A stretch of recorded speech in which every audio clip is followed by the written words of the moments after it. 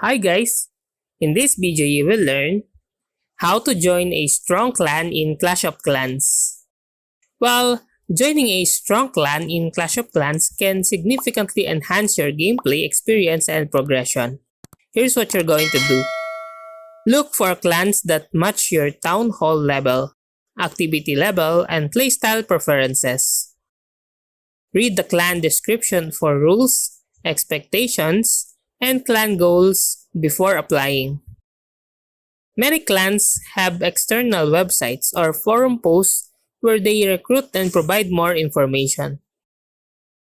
Use the clan search feature to find clans that are active and have a good number of members. Review the clan's war log to assess their performance and consistency in clan wars.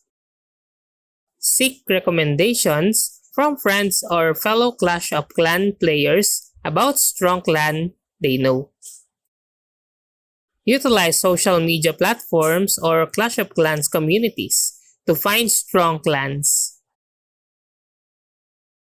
Join clans that are suitable for your level of experience and town hall progression.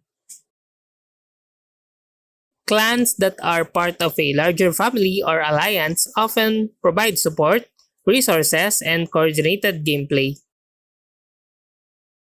Show your activity in the game by regularly donating troops, participating in clan games, and being online. Engage with clan members in chat to show your interest and compatibility with the clan. Participate in friendly challenges or show replays of your attacks to demonstrate your skills. Follow clan rules regarding donation, war participation, and behavior to show you are a team player. When applying or joining, introduce yourself briefly and mention why you want to join their clan. Sometimes it takes time to find the right clan.